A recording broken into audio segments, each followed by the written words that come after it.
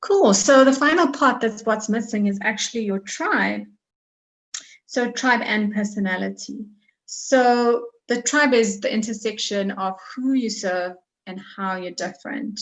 So your tribe is the kind of people you attract.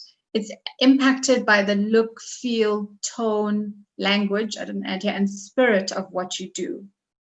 You know, as Simon Sinek says, your job is not to attract everyone who needs what you do. It's to attract those who believe what you believe. I hope you got that. I'm going to say it again. It's not your job to attract everyone who needs what you do. It's to attract those who believe what you believe. It's those people you're going to resonate with, you know. And, you know, when you stop focusing on everyone who needs what you do and you laser focus, remember in the beginning, the sun and the magnifying glass starting that fire. So when you stop focusing on everyone who needs what you do, and you laser focus in on your ideal clients and those who you want to serve, you know, these are the people that you actually resonate with, the people you enjoy working with, the people who enjoy working with you, the people you have fun with, the people who are willing to pay the money and would appreciate your services. You know, this is your tribe. And, you know, this happens when you start to add and you start attracting your tribe and your people, when you start adding this whole level of tone and voice and personality, and that we're going to actually deep dive a little bit more into just now. Cool. So exercise time. Everybody ready? Page. Let's look at your workbook. I'm sorry, my slides are not moving for some reason.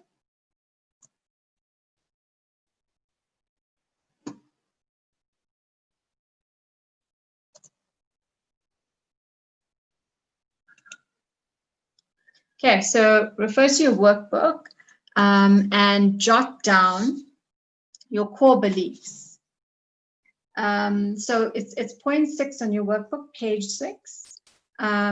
Using the difference exercise above, jot down your core beliefs and values and the type of ideal client that will align to your beliefs, your values, your point of view on the world. Is that okay? I think while people do that activity, question number 6 in the workbook, Shireen's saying that she's confident in her brand and tribe, but she struggles to find her tribe. I don't think that we're going to talk into much detail about finding your tribe in this session, but you may want to respond to that briefly. And then we can also share at the end of the workshop what the next steps will be from this workshop. Thanks, Thilo. Okay, cool. So it's interesting that if you've chosen your tribe, you obviously know people in that tribe, and you hopefully have done some research and chatted to them about what you do and why it would be interesting. So, you know, already with those few, even if you know 2 or 3 people in that tribe, to understand where do they hang out online, offline, where could you reach them? Is it, you know, are there specific groups that they join? Do they have any specific interests or hobbies? I'm not sure if that helps. Maybe at the end you could just come on and tell me a bit more, and I can be a bit more specific in my feedback. But you should be working with people in your tribe in order to know that that's your tribe. So you should be able to find more of them like that. Cool. So I'm going to move on. So, sorry, I'm just orientating myself. Okay, cool. So now we're going to put everything together. And I'm going to share with you what I say, what I'm going to say, because I used to also say something different when I meet people and they ask me what I do. So I will say I help entrepreneurs to be the hero to their tribe. I help entrepreneurs to be the hero to their tribe. So when I tell you this, what is the first question do you think people will ask? When I say I'm at an event, even an online event, and I say I help entrepreneurs be the hero to their tribe. first question people are going to actually say is, okay, how? Like, I don't, tell me more. I don't know how. And this is great because instead of loading them with, I help service-based entrepreneurs to grow their business through marketing, if I tell them that, that's just going to leave them flat. And, what happens is our brain is like this labeling machine. When I tell somebody I help businesses to grow through marketing, immediately their brain sort of spits out a label, puts it on me, puts me on a box, and puts me on a shelf. And maybe they will go back and open this box and think about me at some point, but most likely they won't, because I've sort of labeled myself, and I've labeled and prejudged myself. So they have labeled and categorized me and put me somewhere. So what you want to do is you want to spark their curiosity. You want them to actually not be so sure exactly what you mean. You want to not give it away. You want to maybe flirt with them a little bit in a safe, appropriate way, of course. But, with your message, you want to build intrigue and mystique and curiosity. Also, when you look at this message, so if I say I help entrepreneurs be the hero to their tribe, it doesn't appeal to everyone, and I don't want it to, and it shouldn't. I want to work with people who really want to make a difference, who want to step forward as the best versions of themselves, to be bolder and stronger and stand for something more. People who know they have value to add and want to really step out from behind their logo and use their gifts. People who want to make an impact and be the hero to their tribe. So this is who I want to serve, people who do that. So of course, as I said, if you would tell somebody this statement, they're going to ask you, okay, well, how? And then obviously you need to have prepared how you do this. And so I would say something like, I help entrepreneurs to clarify, package, and communicate their message boldly, authentically, and vibrantly, particularly in the online space, in order to cut through the noise, attract, and help their tribe. This is how you become, a hero to your tribe. So I do this through branding, messaging, and storytelling that's authentic to them. So what happens when they ask you how you do that? They're asking for more info. They're leaning in. They're curious about what I do, rather than them putting a label on me and putting me in a box. Putting a label on me, putting me in a box, and be like, oh, okay, that's what you do. Kind of somebody who's pretty not that interested. And this is really the big difference between pull and push messaging. I'm not sure if you guys understand this from a sales or marketing point of view, but there is two types of messaging.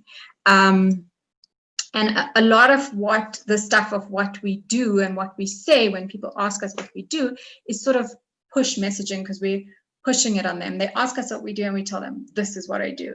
And the other approach is pull messaging, when you kind of attract them and they ask you questions and you sort of draw them in about what you do, and then they answer you. And this is a really different form of messaging that it's a lot more interesting, because it engages curiosity, real connection, and it defies people's labels and categorization, and they don't put you in a box. Plus, it's a lot more fun to tell people that you help people to be a hero to their tribe, rather than say, well, I help businesses to grow through marketing. Cool. So everybody ready to put together their message? So if you look at your workbook, it is page 6.7, where you can start to pull together your messaging. And when you pull it all together, as you see, the metaphor was used here of a hero to a tribe. It's nice to sort of invoke people's curiosity to really, pull your message up and almost, be a metaphor. I said to Liesel the other day, I also say that I help people to distill, package, and share their magic. It's kind of a metaphor. You could see someone's magic being distilled and packaged, put in a bottle, and being shared to the world. So when you're starting to think about how to put your message together, think of, there doesn't have to be, it's not the end of the world, and there isn't, as long as your message is a little bit provocative and kind of can get people to ask you more questions, rather than, be push messaging that sort of shuts them down. Thilo, I have a question. Can one, instead of using a metaphor, maybe this is also what you mean by that, is come up with a little story. It could be a story in one sentence even. Do you think that will work? Brilliant. I love it. Yes. As long as it's short. I mean, you don't want to stand there for 3 minutes, because you want to have something that's punchy and one-liner that gets to people say, oh, that's interesting. You know, remember, we want to go from, okay, well, you do marketing for businesses too. Oh, wow, that's interesting. You know, I want to hear a bit more. Tell me about what you do. So story in one sentence is amazing. I'd love to hear it, Liesel. Are you going to tell it? Are you going to share it? Are you going to share your story? Yeah, I'm still thinking. quick. Giving you 30 seconds. We've got Gwen here. I operate in a multi-factor. Well, we know Gwen, everybody works with a community in her area, and very much focused on subsistence farming. So she talks about enabling the enablers. That is her one-liner. Enable the enablers. Enabling the enablers. Please share, if you like, we could jump on the stage or in the chat. Yes, please share. That's a great one. When the thing, like, say, when I say I want to be a hero, I want to help entrepreneurs be the hero to their tribe, or I help entrepreneurs to distill, package, and share their magic. It's quite a visual thing. So enabling the enablers, you know, is an awesome start in terms of being punchy and also just evoking that curiosity. So again, you know, obviously don't be hard on yourself. Try your messaging out. So remember, I'm going to talk to you at the end about. Can I come in here? Can you hear me? Yes, I can. I can hear you. Okay, great.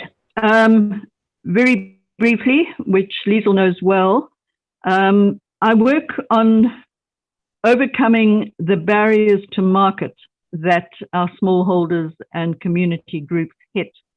And that typically is record keeping, it is food safety disciplines, it is labor disciplines and everything else. And we do not have the support locally to do that. Now, traceability, which is my safe haven, if you like, underpins all of that. The reason why I selected enablers is because we talk a lot about empowerment, and we will empower the people. We have not enabled the people to play in the current sort of discipline. So that's just simply where it comes from. I don't use it, or haven't really used it as a slogan. I am having to go online, which is sort of very much part of it. I have a team of competent associates out there who will take the lead in their own communities. And I do work with government as well, which is easier said than done at present because we keep on changing the plans. So the challenge that these guys face is a poor continuity and everything else. But the critical thing is that the mood changes as soon as a white woman walks into a community hall, if you like, if we're in one of the rural communities. I think, sorry, Gwen, I think just for the sake of time, That's it. Is that it? Okay, yeah. So yes, subsistence farming with very underprivileged communities in the McGregor area and beyond that as well. So I can see you, Gwen, you create magic for subsistence farming. You know, that is quite a nice. I have the potential. Yes, I do not yet create magic. Cool. That's why we're here and that's where I need to roll out. Ciao. Excellent. Thanks, Gwen. Thanks for sharing. Thanks, Thilo. We've got 10 minutes. Okay, cool. So but a great start, and definitely to add a visual element, like when so people can visualize, what it is you do, and abundance, so that there was lots of things to unpack in there. I'm so sorry.